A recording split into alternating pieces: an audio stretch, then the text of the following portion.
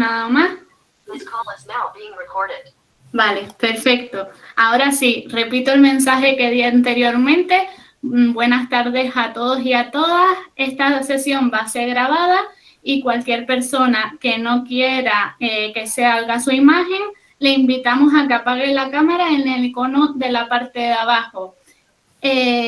Lo dicho, vamos a tener esta sesión en los momentos que puedan participar. Les pediremos que abran los micrófonos o, en cualquier caso, pueden escribir en el chat. Sin más, le doy paso a Germán para que comience la formación.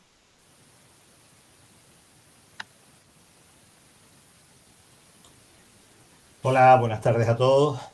Nada, desde la red de vigilantes marinos, pues agradecerle su presencia en esta jornada. En unas últimas reuniones que hemos tenido en la red, quisimos darle algo más de sentido y que la red tuviera otros contenidos más didácticos, de formación, y no solo limitarnos a las limpiezas submarinas que casi todos los que estamos aquí hacemos, ¿no? Veo bastantes caras conocidas de la red. Nada, me alegra mucho que estén por aquí. Y entonces decidimos empezar con algunas charlas de formación.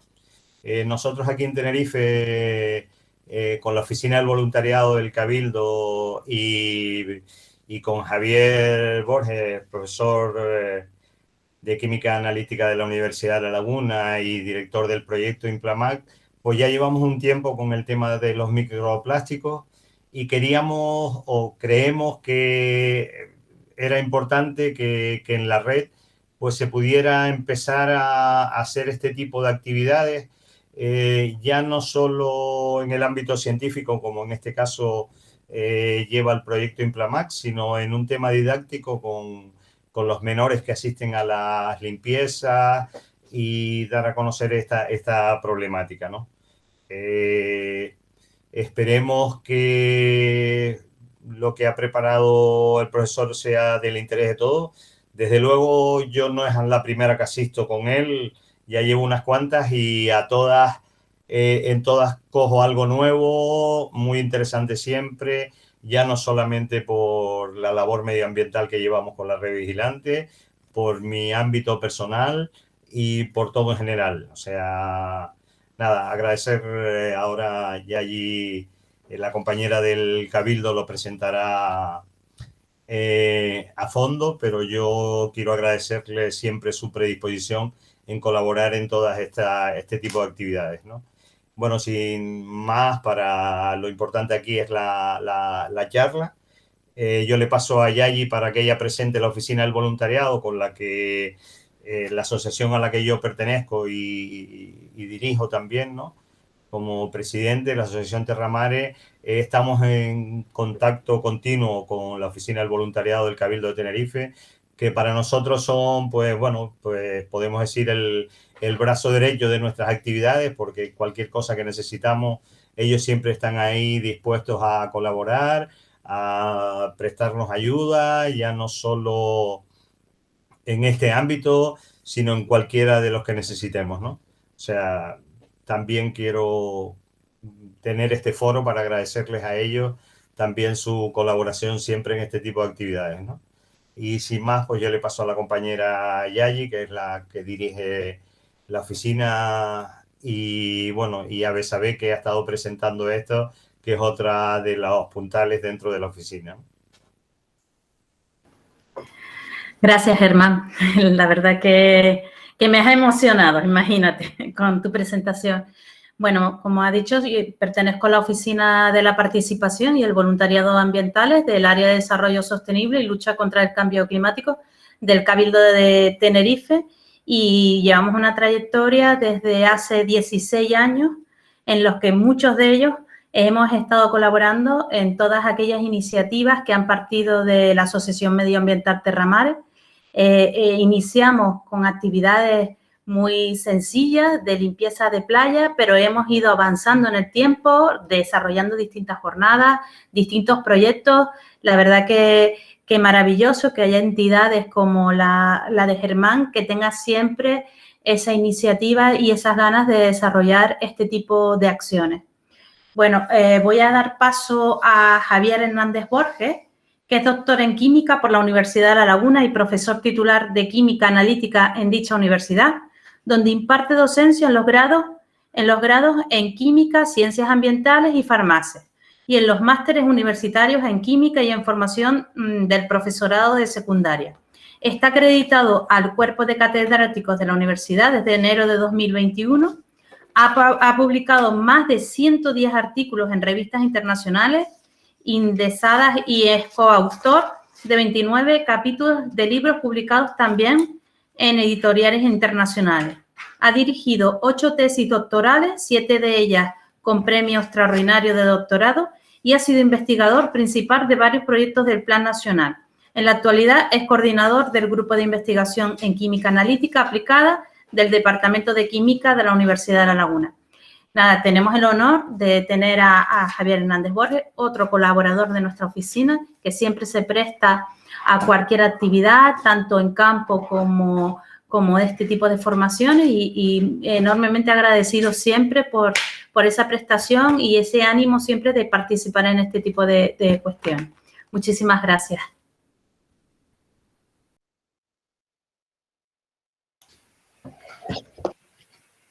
Bueno, buenas tardes. ¿Me oyen? ¿Pueden ver la presentación?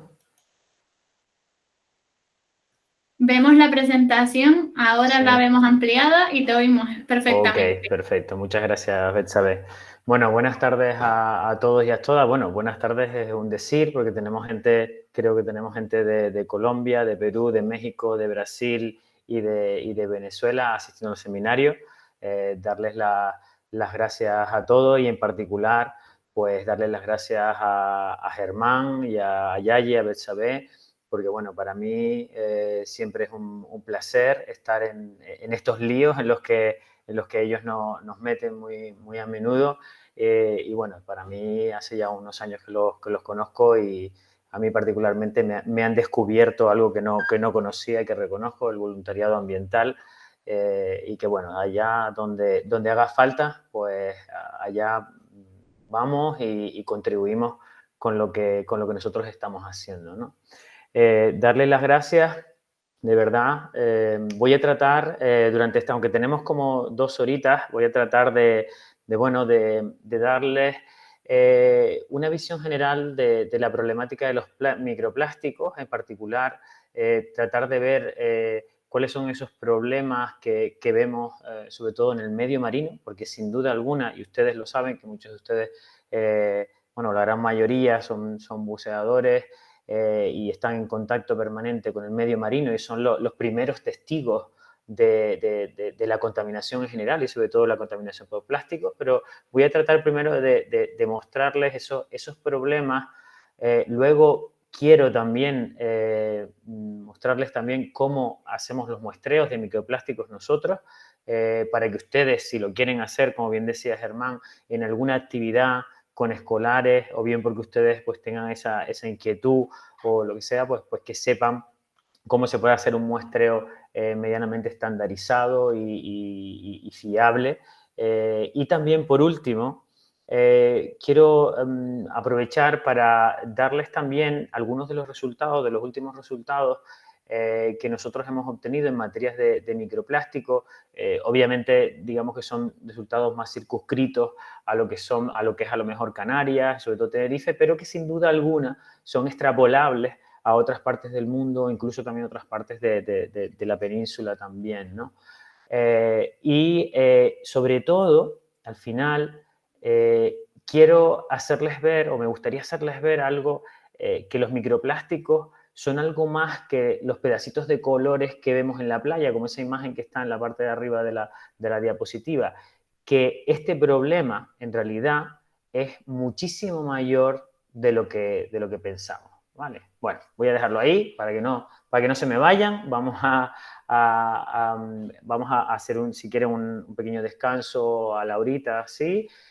Pueden hacer sus preguntas a través del chat. Yo no lo puedo leer, pero si quieren lo pueden ir haciendo y después al final, o bien en el descanso, o bien al final, pues puedo tratar de contestarles a sus preguntas, ¿no?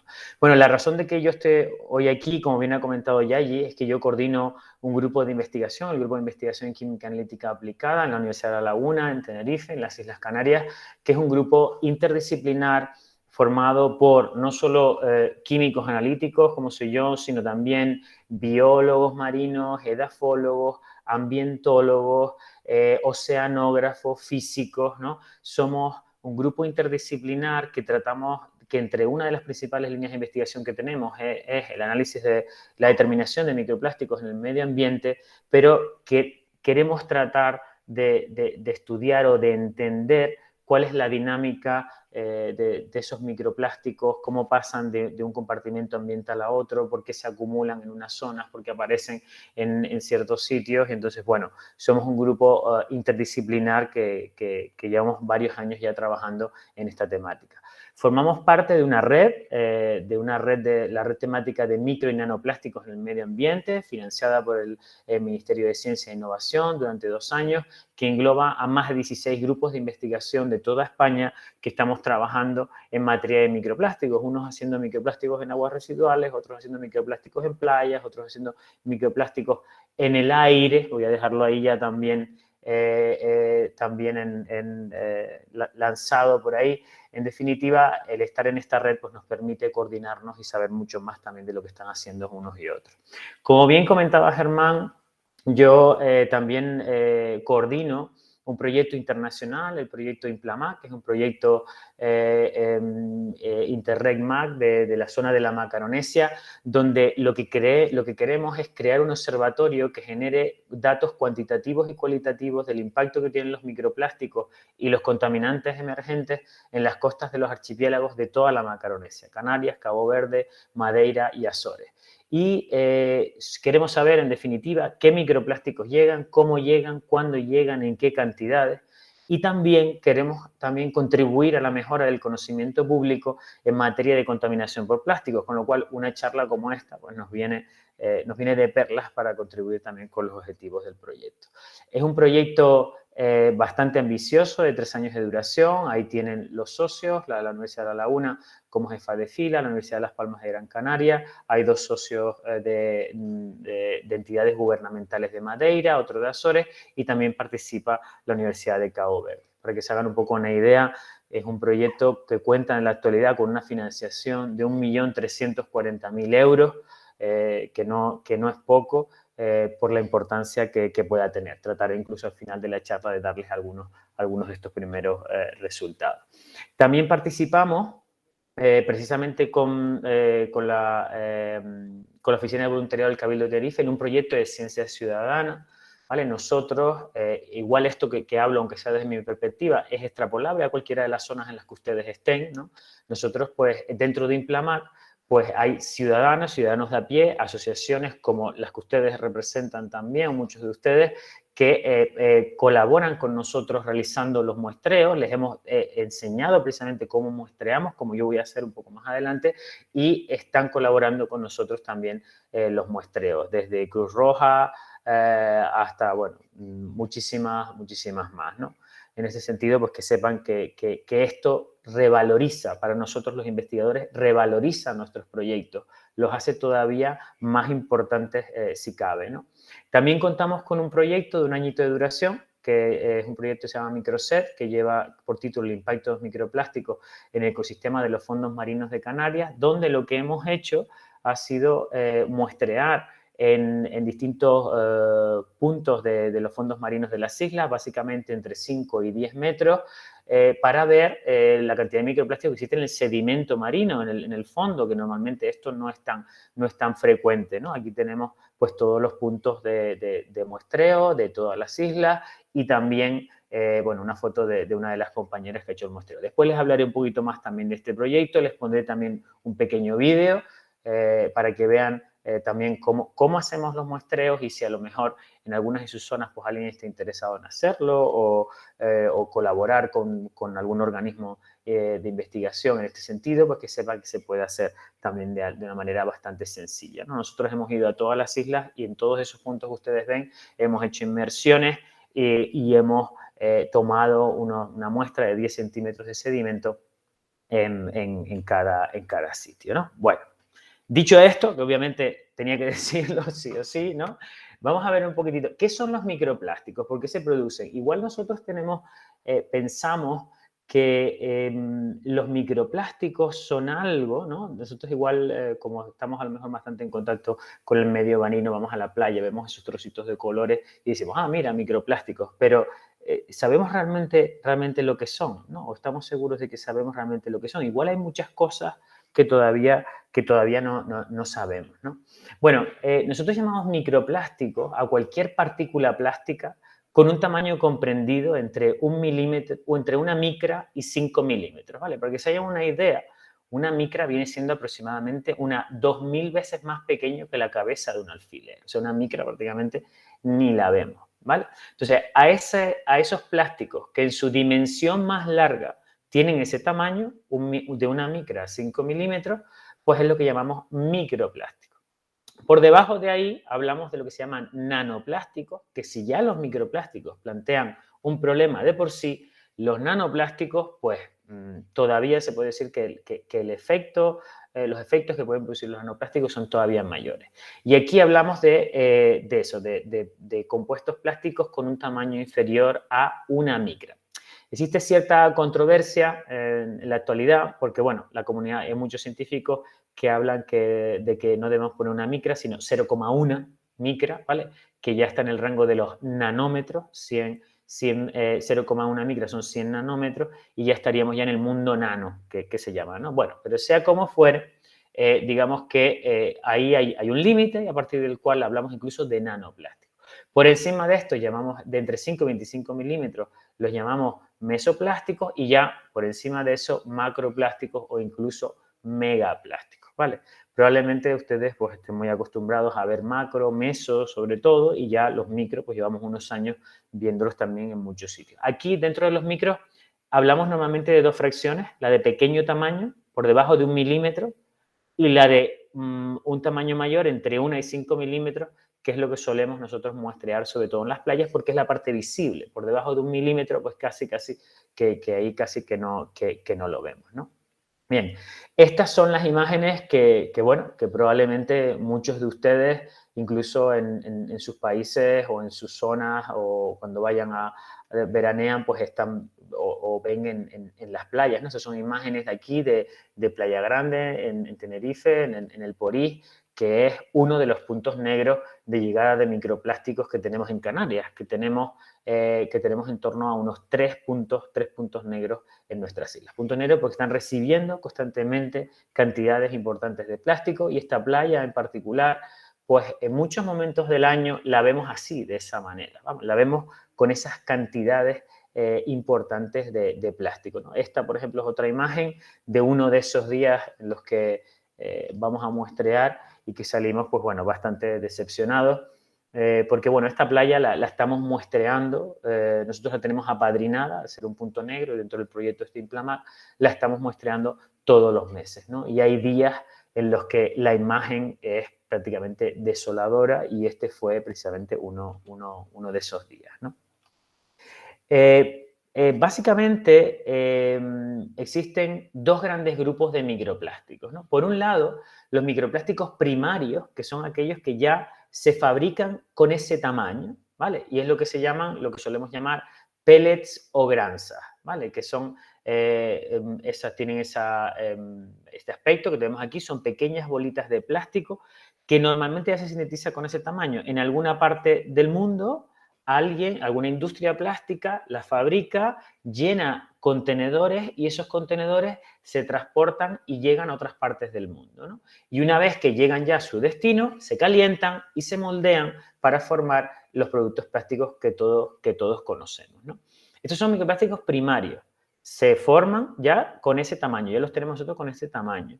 Y aparecen en el medio marino porque en algún momento hay algún vertido, en algún momento un contenedor cae, un contenedor se rompe, ¿vale? Son momentos puntuales, pero que en definitiva acaban liberando grandes cantidades de este tipo de microplástico. Y luego también, a lo mejor muchos de ustedes han oído hablar también de las denominadas microbits, que son pequeñas bolas que se utilizan también en productos de higiene personal con efecto, digamos, exfoliante para eliminar, por ejemplo, la piel seca, ¿no? Entonces, hay muchas cremas que tienen precisamente esos microbits para eliminar esa piel seca, ¿no? ¿Qué pasa? Que todos estos, al ser productos de higiene personal, pues acaban en el alcantarillado y de ahí el alcantarillado pues acaban también en el medio marino. Y estos son muy, muy pequeñitos, apenas los conocemos, los podemos ver, ¿no? Fíjense, esta es una imagen ya en una lupa binocular, una lupa que es de las pellets o esas granzas, ¿vale? Estos son pellets que encontramos en el medio marino, muy degradadas, las hay de muchos colores, sobre todo transparentes, y a medida que se van envejeciendo, ¿vale? Van teniendo ese color ya más amarillento y a medida que se envejecen, ¿vale? Van reteniendo contaminantes en su superficie. Hay algo que no todo el mundo sabe y es que los microplásticos tienen la capacidad, por decirlo de alguna manera, de actuar como esponjas que eliminan del medio marino, van eliminando del medio marino contaminantes. Cuanto más degradado está un plástico, mayor su rugosidad, etcétera, etcétera, más contaminantes retiene. Por eso podemos decir que es algo incluso positivo, ¿vale? Positivo en el sentido de que elimina contaminantes del medio marino. Tiene una parte negativa. ¿Qué pasa si ese microplástico conteniendo contaminantes lo ingiere un organismo vivo, lo ingiere un pez, lo ingiere incluso pues, estos organismos filtradores? Bueno, se están llevando a cabo estudios en la actualidad y no está del todo claro.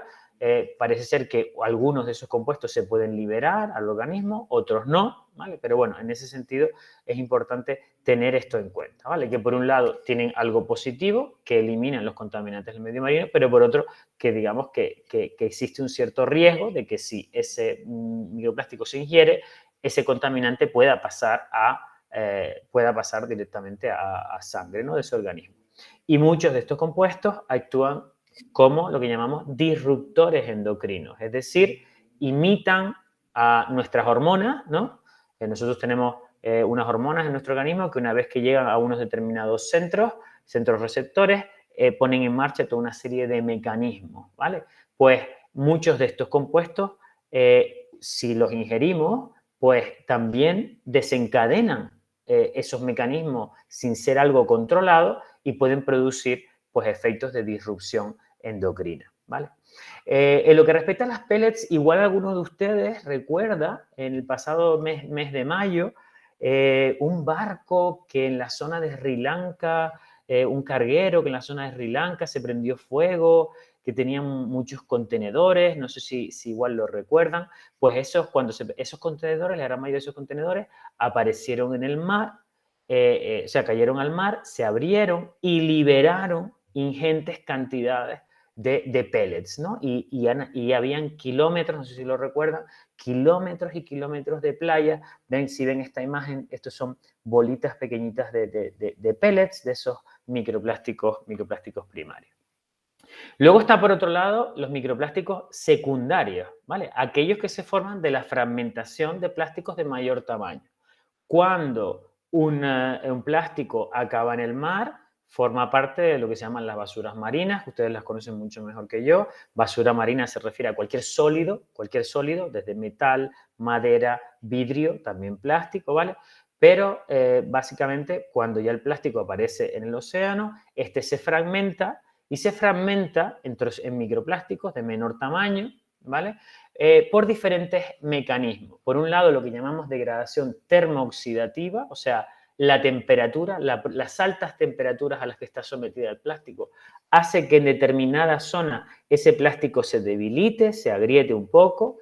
La oxidación atmosférica, el propio oxígeno de la atmósfera, hace que también, de alguna manera, el plástico pues se vaya debilitando. Esto siempre pongo como ejemplo, si dejamos un trozo de metal al aire libre o cerca del mar, este se oxida, ¿no? El oxígeno de la atmósfera va a formar parte de ese metal.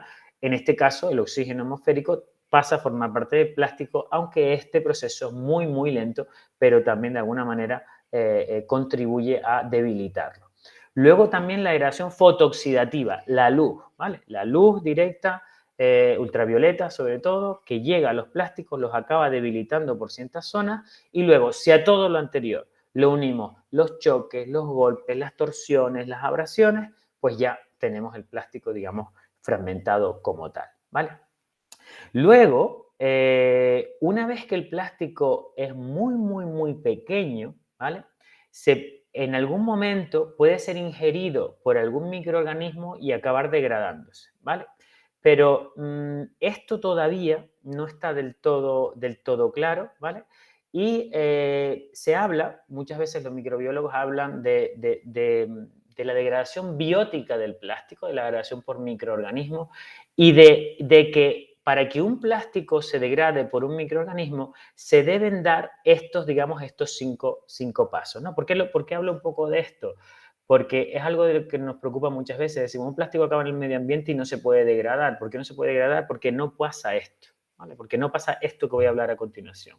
Lo que debería pasar si existieran microorganismos degradadores de plástico es que, en primer lugar, los microorganismos se pegaran al plástico, se adherieran, formaran una especie de biofilm, de capa en la cual pudieran vivir y lo degradaran ligeramente.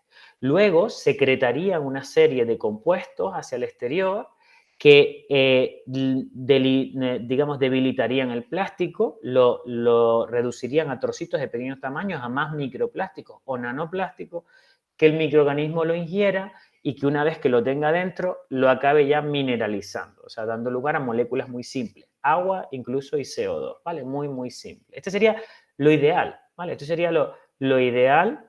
Esto sucede cuando tenemos algo que es compostable, una materia orgánica, se acaba mineralizando y acaba entrando en el ciclo, ¿vale? Sin ningún problema. ¿Qué pasa? Que esto con el plástico no se produce, porque apenas hay microorganismos que degraden el plástico, ¿vale? Ha habido algún intento, se descubrió, por ejemplo, en el 2016, esta bacteria, la Ideonella sakaiensis, que decía que degradaba el PET, el de las botellas, el de que ustedes todos conocen, el material que se usa en las botellas, que degradaba el PET en 6 semanas, ¿no? Y entonces, bueno, los científicos se frotaron un poco las manos, en plan, bueno, ya hemos dado con una bacteria que degrada esto, entonces, como posible solución a los problemas de los plásticos, pues podemos añadirles bacterias y que acaben degradando todo el plástico, ¿no? Que, digamos, como una especie de, digamos, de bioreactor en el que meter todo eso y degradarlo. ¿Qué pasa? Que esto no fue así e incluso aislaron, solamente se pudo conseguir pues aislar una enzima, un compuesto que degradara parcialmente el plástico, ¿no? Entonces, una de las líneas de investigación actuales en este campo está enfocada hacia la búsqueda de microorganismos que sean capaces de degradar el plástico. Pero de momento, no existen microorganismos con una capacidad de degradación muy alta y por eso también se dice que los plásticos están muchísimo tiempo, muchísimos años en el medio ambiente, ¿no? Porque no tenemos ese último paso de mineralización, ¿vale? Si miramos más de cerca los microplásticos, si ustedes, igual la próxima vez que vayan a la playa, el que no se haya fijado en esto lo verá, no todos son iguales, ¿no? No todos son iguales y normalmente los clasificamos en base a estas, digamos, 5 grandes formas, ¿no? Por un lado tenemos las espumas o foams, que son, por ejemplo, el representante, digamos, más característico es el poliestireno, ¿no? Las bolitas de corcho blanco. Si ustedes las aprietan, ¿no? Son como pequeñas esponjas, ¿no? y deformables. Eso es lo que llamamos espumas o foams. Después tenemos los films que pueden ser, por ejemplo, un trozo de una bolsa que tiene ese aspecto. Las fibras o hilos, que pueden ser perfectamente, pues, aquí pondríamos también el nylon de la pesca, estaría catalogada, ¿no? Sobre todo cuando tiene esa forma así más alargada. Las pellets o granzas, de las que yo le hablaba anteriormente, y lo que llamamos fragmentos, que son trozos con bordes irregulares, ¿vale? Normalmente clasificamos a los microplásticos y en las próximas diapositivas se lo voy a tratar de mostrar, los clasificamos en base a su forma, a sus colores y a su tamaño, porque su forma nos da una idea del origen, ¿vale? O sea, las pellets o granzas, pues, si aparecen pellets o granzas, microplástico primario, o sea, ¿de dónde ha aparecido? De un vertido directamente. También pueden aparecer, si alguna industria plástica no las recoge bien, pueden aparecer también en el alcantarillado, en las aguas residuales, ¿no? Porque se han caído al suelo, luego han barrido y las han tirado al alcantarillado. Pero suele ser suele ser más raro, lo normal es que sea precisamente debido a esos vertidos. Si son films, sabemos que son bolsas, entonces eso tiene una forma muy plana y tiene en el medio ambiente un cierto comportamiento, ¿vale? Las fibras, otro tanto, y los fragmentos vienen directamente de plásticos muy, muy duros. Aquí tienen, para que ustedes vean, algunos fragmentos vistos en lupa binocular. Fíjense cómo cambian los colores, cómo hay unos colores también más degradados que otros. Esto nos da una idea del tiempo que llevan estos materiales en el océano. Fíjense que son bordes irregulares, que están muy rayados, que en algunas zonas, si se fijan por aquí, hay también biofilm, hay algo también, digamos, de crecimiento bacteriano, de crecimiento de algas, ¿vale? En definitiva, todo ello va contribuyendo a su degradación, ¿vale? Pero fíjense que son bordes irregulares, que esto es bastante diferente a lo anterior, ¿no? Por eso, muy importante, las formas para saber el origen, los tamaños, porque obviamente hablamos de micro, de mesoplásticos, de nanoplásticos, ¿vale? Y también los colores, porque nos dan precisamente una idea del tiempo que llevan en el océano.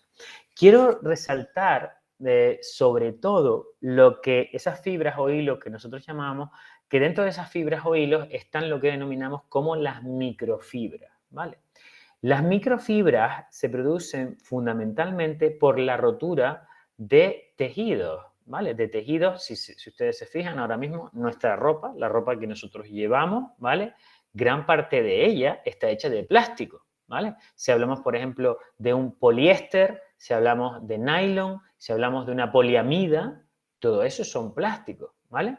Y en cada lavado, nuestra ropa libera miles, si no millones, o cientos de miles de fibras, ¿no? Y esto es algo que realmente es preocupante, porque acaban esas microfibras, si provienen de ropa que es sintética, 100% sintética o semisintética, o sea, de plástico, estos acaban también en el medio marino. Porque incluso tratando las aguas residuales correctamente, nuestras estaciones depuradoras no son capaces de retener, esa es la palabra de momento, retener esas fibras, sino que una gran parte de ellas siguen apareciendo en las aguas residuales. Y si estas se vierten al mar, nosotros en Canarias tenemos una red de emisarios submarinos enorme, nuestras islas están llenas de emisarios submarinos que vierten directamente en muchos casos aguas al mar, pues con los lavados de la ropa estamos contribuyendo a liberar grandes cantidades de fibras. Después también hay fibras 100% naturales, como el algodón o el lino, ¿vale? Son celulósicas. Luego también hay fibras semisintéticas, ¿vale? Como el rayón, la viscosa, ¿vale? No sé si han visto que últimamente hay muchas tiendas que están H&M, Mango, todas estas grandes marcas están vendiendo mucha ropa de viscosa, y diciendo que es natural. A ver, la viscosa es una celulosa, es natural, pero se le trata directamente, se le da un cierto tratamiento y además se tiñe, ¿vale? Y además se le añade un colorante. Con lo cual, aunque sea incluso de origen natural o semisintético, aparece en el medio marino y aparece también con su colorante y eso puede tener un determinado efecto, ¿vale? Luego les voy a mostrar algunos datos de lo que nosotros hemos encontrado en el medio marino y volveremos precisamente a esta diapositiva, ¿no? Y esto, bueno, esto lo estamos viendo ya en el día a día. Esas microfibras prácticamente podemos decir que son los microplásticos que más aparecen en el medio marino, ¿vale? En el medio marino. Y en general, y ya voy también adelantando, las vamos a encontrar también en el aire, ¿vale? Hay muchísimos microplásticos que consiguen llegar al aire, que son tan pequeñitos, tan finos, que pueden incluso ser transportados largas distancias, hasta tal punto que pueden llegar incluso a lugares tan remotos como el Ártico o como la Antártida, ¿no? Se han encontrado ya microplásticos en el Ártico, se han encontrado microplásticos en la Antártida, se han encontrado microplásticos a 3.000 metros de altura. Le voy a ir ya adelantando algunas cosas. O sea, el problema es muy grande y sobre todo las microfibras plantean un problema muy importante. Ya Francia Francia dentro de poco parece que va a legislar en este sentido y va a obligar a los fabricantes de lavadoras a incluir en cada una de las lavadoras un filtro para tratar de retener la gran mayor parte de estas microfibras. Lo que está por ver es quién es el que asume ese coste, sobre todo los cambios de filtros, etcétera, etcétera. Ya existen filtros, si alguno está interesado, ya hay empresas que comercializan estos filtros para ponerlos a las salidas de la lavadora. Lo que pasa es que, claro, cada uno de nosotros tenemos que costear ese filtro y luego cada X lavado, pues el filtro se tupe y tenemos que reponerlo por otro nuevo. No sé si vale en torno a unos 15 euros, una cosa así por filtro, pero a tantos lavados pues se puede cambiar, ¿vale? Pero todo parece indicar que todo este tema de las microfibras pues que va a ir por ahí, ¿no? Por un lado, tratar de reducirlas en origen, de que no lleguen al mar, porque están apareciendo sobre todo microfibras en peces, en sedimentos, etcétera, etcétera. Tratar de que no lleguen al mar y hay también una investigación importante que trata de buscar tejidos en los que apenas se liberen este tipo de microplásticos, ¿vale? Bueno, a nosotros nos puede parecer igual nos parece que esto de los microplásticos es algo muy reciente. Si ustedes piensen un poquitito cuando vieron ustedes la primera vez o que se dieron cuenta que había microplásticos en la playa, probablemente hace 10 años, menos de 10 años, podemos fijar ahí más o menos ese rango de tiempo, ¿no? Pues bien, los microplásticos fueron descritos por primera vez por el profesor Carpenter, un profesor de Estados Unidos, en una universidad del noreste de Estados Unidos, en 1972, ¿vale? Y fue en dos artículos publicados en la revista Science, en la famosa revista Science, uno de ellos que hablaba ya de la presencia, fíjense, de bolas, esferas de poliestireno, o sea, ese corcho blanco, ¿vale?, en aguas de costa, precisamente en el Atlántico Norte, al este de Estados Unidos. También hablaba, si se fijan aquí a la derecha, algo muy, muy curioso, hablaba de contaminantes asociados a los microplásticos, lo que yo les hablaba antes, de que los contaminantes se retienen en los microplásticos, y hablaba particularmente de PCBs, de los bifenilos policlorados. Los bifenilos policlorados ya están prohibidos desde los años 70, se utilizaban muchísimo, sobre todo, por ejemplo, en las torres eléctricas como aislante y para evitar el calentamiento de cables, etcétera, etcétera. Luego se vio que eran unos compuestos pues cancerígenos, teratógenos, con unos problemas. Lo que pasa es que son muy, muy persistentes y todavía hoy encontramos bifenilos policlorados en el medio ambiente e incluso, no se asusten, aunque lo diga así, incluso encontramos bifenilos policlorados en la sangre humana todavía y también incluso en la leche materna, ¿no? Son compuestos que están tan persistentes en el medio ambiente que siguen estando ahí. Pues ya en el año 72, fíjense, Carpenter ya hablaba de la presencia de bifenilos policlorados precisamente en los microplásticos. Lo que pasa es que en esta época no se le prestaba mucha atención a esto e igual podía aparecer por la síntesis de esos plásticos, ¿no? Un segundo trabajo, fíjense, hablaba de la presencia de microplásticos en el mar de los Sargazos. El mar de los Sargazos es, para el que no esté muy puesto en el tema, es un mar que está en esta zona de aquí. Es el único mar del mundo que no tiene costa, que tiene unas características tan particulares que se considera esto ya como un mar en sí, y está lleno de estas algas que los portugueses bautizaron con el nombre de sargazo, porque recuerda bastante a lo que le llaman pues, el bagazo de la uva, el ganso, o sea, básicamente cuando ustedes tienen el racimo de uva que le quitan las uvas, pues lo que queda, depende del sitio donde ustedes sean, la llamarán de una determinada manera. Aquí le llaman mucho del bagazo, el ganso, bueno, hay muchos de esos. Pues esto les recordaba a ellos, al sargazo, ellos llamaban sargazo a eso, y estas algas las llamaron sargazo. Estas bolitas que ustedes ven aquí, ¿vale?, son bolitas que se llenan de aire y por eso la alga flota, ¿vale? Entonces ellos encontraron en el mar de los Sargazos flotando estos trocitos que ven aquí, fíjense. ¿Y qué es esto que está aquí a la izquierda? Son pellets, son microplásticos primarios que en algún momento acabaron en el mar, precisamente eso, por un derrame, ¿vale? Y luego esto que está aquí, que son fragmentos, trozos de plástico ya más duro con bordes irregulares, ¿vale? Pues Carpenter alertó de este hecho a la comunidad científica. La realidad es que sus publicaciones pues, no tuvieron mucho efecto. De hecho, los últimos reportajes, he visto algún reportaje que han sacado hace poco de estos primeros días de la investigación en microplásticos, y hablaba incluso de que Carpenter pudo llegar incluso a recibir amenazas de la industria plástica y dificultarle más todavía sus investigaciones, ¿no? O sea, que esto quedó ahí, ¿vale? Y cuando realmente la comunidad científica despierta de nuevo todo y se empiezan a estudiar los microplásticos, pues esto se produce básicamente en el año 2004, cuando el profesor Richard Thompson de la Universidad de Plymouth, en Reino Unido, que es toda una eminencia en lo que se refiere a los microplásticos, publica, ¿dónde publica? En la misma revista que Carpenter, en la revista Science, publica muchos años después, en el año 2004, un artículo que llama Lost at Sea, Where is all the plastic? Perdido en el mar, ¿dónde está todo el plástico?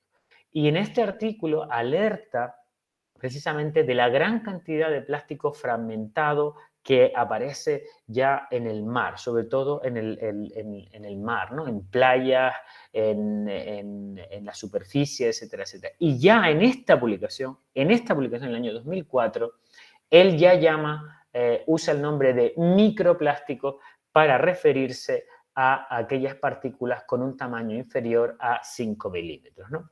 No sé si se han fijado que el término está mal utilizado. Micro, no estamos hablando, o sea, estamos hablando de milímetros, mili, no hablamos de micro, ¿vale? De 1 a 5 milímetros, hablamos de milímetros, no de micras, con lo cual realmente el término micro no está bien aplicado aquí, pero esto es algo que ya se sabe, y que bueno, que ya se ha aceptado, pero que formalmente no está, digamos, siendo riguroso, no lo estamos aplicando bien, ¿vale?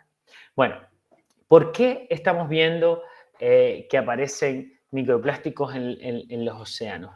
¿Por qué los hemos visto hace relativamente poco tiempo, ¿no? Para entender un poquitito esto, es importante ver un poco cómo ha ido la evolución de la producción de gráficos a nivel mundial durante la historia o la breve historia que tiene el plástico, ¿no? El primer plástico 100% sintético, 100% creado en los laboratorios, data del año 1907, la baquelita, ¿vale? Aparece en 1907. Bueno, la historia del plástico, si alguno tiene oportunidad de verla, pues es bastante interesante. Se habla de que incluso los mayas, 1600 años antes de Cristo, los mayas utilizaban plásticos también, donde los que sean también de Centroamérica, de México sobre todo, lo sabrán, esos juegos de pelota que ellos extraían el látex, lo trataban de una determinada manera y tenían una pelota de goma que ellos utilizaban en esos famosos juegos, ¿no? Si recuerdan, algunos se han ido a México, a Chichén Itzá, y ha visto la meta, ese aro por el que debían pasar la pelota, ¿no? Pues esas pelotas eran de goma, esas pelotas eran de plástico, son los primeros plásticos que usó la humanidad, pero obviamente son plásticos naturales, ¿vale? Y desde ahí, pues entró también en Europa, etcétera, etcétera. Es una historia, la verdad, que es bastante bonita. Pero el primer plástico 100% sintético que se produce a partir del petróleo, ¿vale? A partir del petróleo, al final, conseguimos los plásticos, por eso también estamos dependiendo del petróleo. La industria del plástico depende muchísimo del petróleo hoy en día. Es precisamente a partir de 1907 cuando empieza a producirse, cuando aparece ese primer plástico. Esos primeros plásticos se utilizaron en la Primera y en la Segunda Guerra Mundial. Se utilizaron para hacer, pues, cualquier tipo de material, desde un cinto, una hebilla, hasta parte del armamento, hasta cascos. Bueno, ¿qué pasa? Que se vio en ese momento que el plástico tenía unas propiedades tan importantes, un material ligero, moldeable, le podemos dar la forma que queramos, el color que queramos, o sea, tuvo un éxito tal que a partir de 1950 despega ya la producción de plástico a nivel mundial, hasta tal punto que se produce un crecimiento exponencial como este que vemos aquí, hasta llegar a los 368 millones de toneladas por año que producimos en la actualidad. 368 millones. Si se fijan, hay unas bajadas, aunque es un crecimiento exponencial, hay unas bajadas que se corresponden con periodos básicamente de crisis, por ejemplo, la crisis de 2008, fíjense que aquí en 2009 tampoco estaba del todo recuperado, y ahora está por ver, aunque este gráfico solamente llega a 2015, ahora está por ver cuál es la situación actual con respecto a la pandemia, si realmente han aumentado o ha disminuido, porque la realidad es que durante muchos meses muchas fábricas del mundo estuvieron paradas y por otro lado, pues por esto de la pandemia hemos producido cantidades ingentes de guantes, de cantidades ingentes de mascarillas. Nuestras mascarillas son de plástico, son de polipropileno, policarbonato, polietileno, son de plástico las mascarillas estas de usar y tirar que tenemos, ¿no? Entonces, está por ver si la producción de plástico ha aumentado o no. ¿Qué pasa? Que esta producción de plástico ha llevado a su liberación al medio ambiente, ¿no? Y los plásticos que estamos viendo hoy en día en nuestras playas no son plásticos que se han tirado hace muy poco al mar, a los océanos, no. Son plásticos que probablemente hayan acabado en los océanos, sobre todo hace 20, 30, 40 o 50 años. Por eso quería un poco retroceder, ¿no? Y mostrarles esto, ¿no? Fíjense. Aquí tienen la producción, los últimos datos más recientes de producción de plástico a nivel mundial. Esto, hay una página web de una asociación que se llama Plastics Europe, Asociación de Productores de Plástico en Europa, que, todos los años emite un informe y saca los datos. Esto es público, pueden acceder a ellos sin ningún tipo de problema. Habla ya que en el año 2019 pues, se produjeron esas 368 millones de toneladas en el mundo, que en Europa se producen 57,9 millones de toneladas, se produjeron 57,9 millones de toneladas en 2019, un ligero descenso con respecto al año anterior. ¿Y cuál es el continente con mayor producción de plástico? Esto lo sabemos todos, lo podemos intuir todos por nuestro día a día: Asia y fundamentalmente China, con un 31% de producción mundial de plástico. Seguido de los países de América del Norte, ¿vale? Canadá, Estados Unidos con un 19% y Europa con un 16%. Hasta hace 2 años esto estaba al revés, ¿eh? Hasta hace 2 años, segundo lugar Europa y tercero los países de América del Norte. ¿En qué usamos nuestros plásticos? Esto también es importante para tratar de entender por qué aparecen estos plásticos en el medio ambiente. Casi el 40% de los plásticos lo utilizamos en envases y embalajes. Basta ir a un supermercado y ver imágenes como estas, ¿no? Que cantidades y cantidades ingentes de plásticos, aquí también hay bricks, aquí hay varias cosas, pero sobre todo cantidades ingentes de plástico que estamos consumiendo día a día, ¿no? Y fundamentalmente es el 40%. Si quisiéramos disminuir la producción de plástico, ¿dónde tendríamos que atacar primero? Atacaríamos sobre todo a lo que son los envases y los embalajes. De ahí la importancia de tratar de disminuir el sobreenvasado de los productos, ¿no? O de buscar materiales alternativos. Luego, un 20% se utiliza en la construcción. Estos son plásticos ya de larga duración. Hablamos, por ejemplo, del PVC para hacer las ventanas, puertas, para hacer tuberías. Son plásticos muy pesados, ¿vale? Muy pesados y que normalmente no van a aparecer en el medio marino porque se utilizan para materiales de larga duración. Sin embargo, hay ciertos plásticos, ahora lo veremos, que se utilizan para envasado o para un solo uso, que es donde está realmente el problema. Luego también en automoción, en el sector eléctrico, etcétera. Fíjense aquí, no sé si se han fijado, que a veces se le echa la culpa también a los agricultores de esto.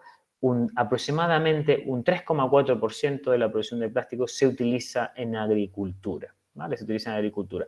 No son tampoco los responsables. Últimamente aquí en Canarias nos llaman mucho porque hay una serie de invernaderos que están abandonados, entonces están diciendo que los invernaderos son los que contribuyen a los microplásticos y nada más lejos de la realidad. Los datos que tenemos, aparte que, obviamente esos plásticos hay que evitar que acaben en el medio marino, pero no es culpa ni de la agricultura, ni como veremos tampoco de los pescadores, ¿no? Es una cosa, digamos, de todo un poco, ¿no? Pero fíjense que se usan en la agricultura, por lo tanto, van a aparecer también plásticos en los suelos agrícolas, ¿vale? Vamos adelantando también cosas, no solo en medio marino, van a aparecer también en los suelos agrícolas. Básicamente existen 5 grandes grupos de plásticos que se producen a nivel mundial y que normalmente se clasifican atendiendo a esta clasificación numérica que propuso la ASTM, la American Society for Testing Materials. ¿Por qué les pongo esto? Porque si estos son los 5 plásticos que más se producen, son los 5 plásticos que más vamos a encontrar en el medio ambiente y de hecho los vamos a encontrar en el medio marino. En este sentido, aunque por eso les digo 5 porque el 7 realmente es una mezcla de plásticos o otros materiales y si se fijan el 2 y el 4 es el mismo polietileno PE. Uno es de alta densidad y de baja densidad. Uno es, digamos, más compacto, más rígido y el otro es más, digamos, más suave o más esponjoso, por decirlo de alguna manera, ¿no? El de baja densidad puede ser, por ejemplo, una bolsa y el de alta densidad puede ser una tapa de una botella, por ejemplo, ¿no? Entonces, se clasifican del 1 al 7, ¿vale? Esta clasificación se hizo en su día para facilitar el reciclado, para directamente decir, pues, este es el 1, este es el 2, este es el 3, este se recicla de una manera, este se recicla de otro. Si ustedes ahora van a la nevera de casa o a la despensa, busquen cualquier material plástico, denle la vuelta y probablemente encontrarán alguno de esos números, o bien un numerito, o bien el tipo de plástico, ¿no? ¿Quiere decir que estos plásticos son reciclables? Estos plásticos, todos ellos, son lo que se llaman termoplásticos. Todos ellos, del 1 al 6, son reciclables, pero ¿se reciclan?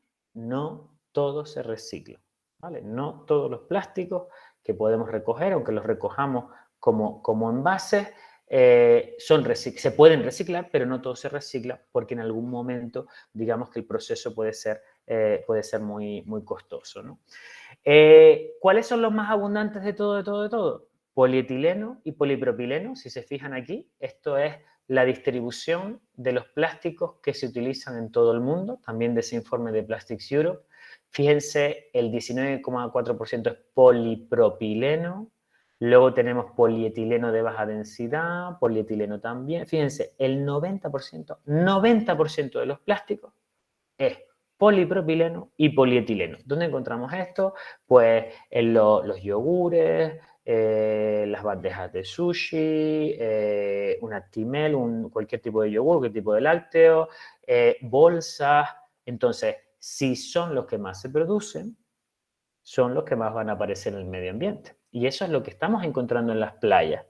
En las playas estamos encontrando polipropileno y polietileno, que además, ¿por qué los encontramos en las playas? ¿Por qué los vemos? Porque son muy ligeros, flotan en el mar y por eso son transportados grandes distancias.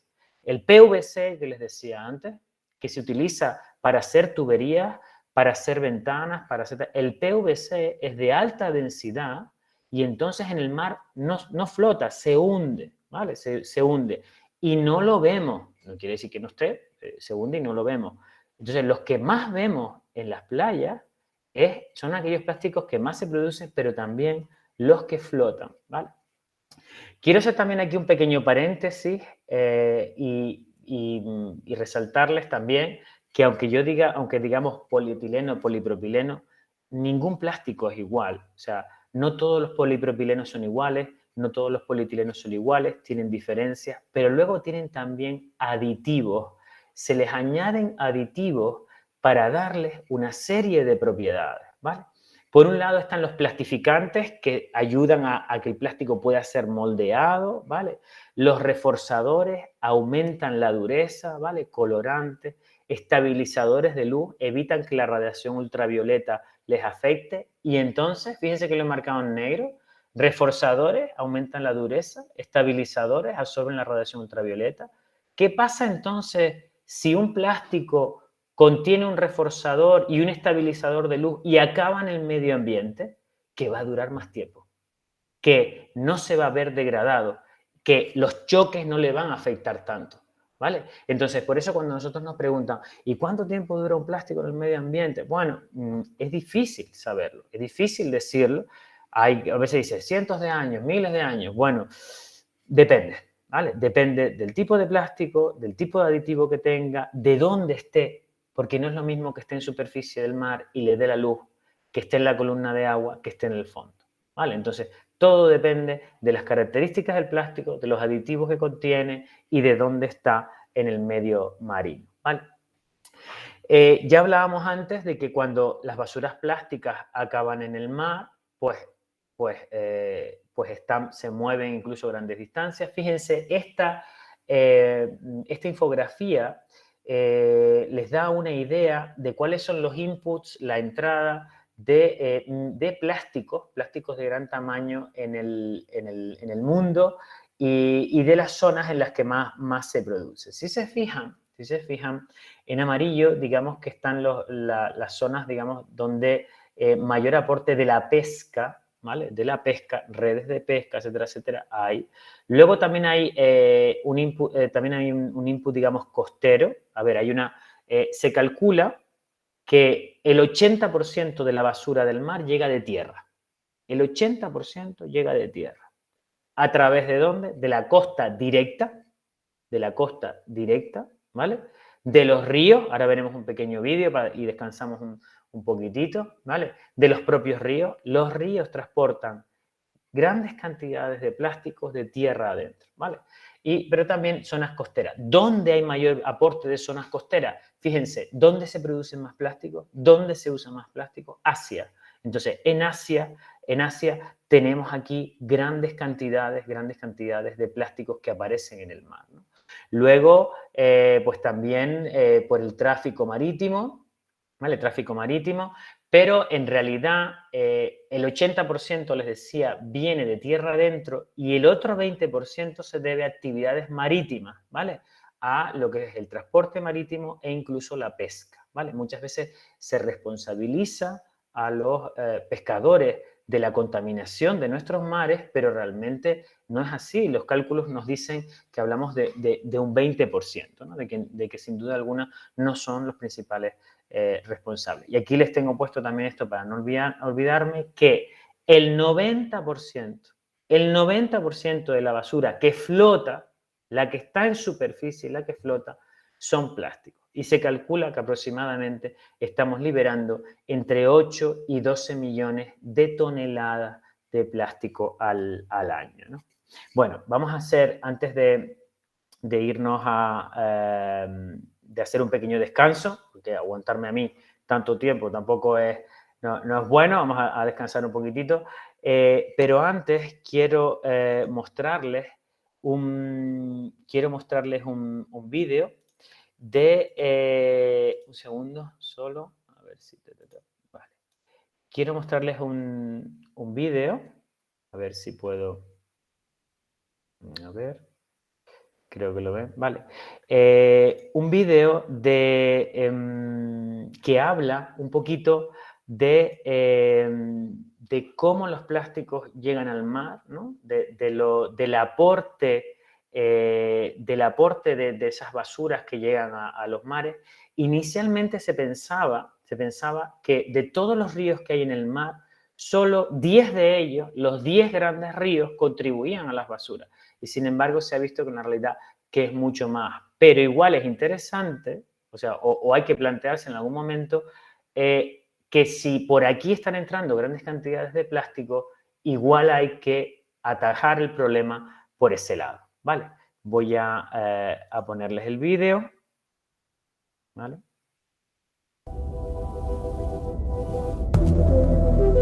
Our oceans are filling with plastic. But where does it come from? The answer? Rivers, primarily. Every day they carry not just water and sediments, but also lots of plastic into the ocean. There are more than 100,000 rivers on our planet, but not all of them contribute equally to the problem. Early efforts to map river plastic by many research groups, including the Ocean Cleanup, concluded that only a very small number of large rivers, perhaps as little as 10, are responsible for most of the pollution.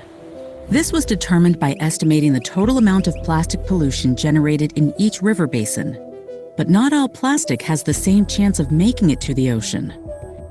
Variables such as climate, terrain, waste management practices, the distance plastic needs to travel to reach a river, and then the ocean are all of influence. By including these factors and the results from dozens of measurement campaigns, a much more nuanced picture evolves. More than 1,000 rivers are responsible for 80% of ocean plastic pollution, 100 times more than previously estimated.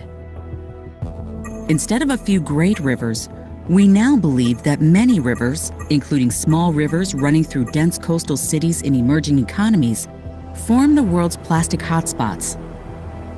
While the number of 1,000 rivers may seem immense, this is only 1% of all rivers included in the study. This means that a targeted approach could drastically reduce the world's river plastic emissions. The Ocean Cleanup has already begun working with governments and partners around the world to apply the right solutions to the right rivers and encourages others to take part. Together, we can clean our rivers and rid the world's oceans of plastic. Explore the 1,000 most polluting rivers and see how you can help at theoceancleanup.com. Bueno, este vídeo era un poco con la idea de que vieran que el 1% de los ríos del mundo, que son en torno a 1.000, son realmente los responsables de la contaminación, de que llegue una cantidad muy importante de plásticos al medio marino, ¿no? Y precisamente con este proyecto que intentan hacer desde Ocean Cleanup, tratan de evitar que esos plásticos lleguen al mar. Si se actúan en los ríos, en ciertos ríos, en origen, podemos disminuir de manera importante la cantidad de plásticos que llegan al mar. Bueno, vamos a hacer un descansito, que sé que lo necesitamos. Si quieren, relájense 5 minutitos, apagamos las cámaras si quieren, aprovechamos. Tengo cositas muy interesantes que contarles. Yo trato de hacerlas así como la televisión. Por favor, no se vayan, no se vayan, no se vayan. Tengo cositas muy interesantes que contarles de lo que hacemos, de los resultados de nuestras investigaciones y sobre todo tratar de darles esa visión global de que el problema va mucho más allá de lo que nosotros pensamos, ¿vale? Bueno, 5 minutitos y volvemos, ¿de acuerdo? Venga. Gracias, Vanessa.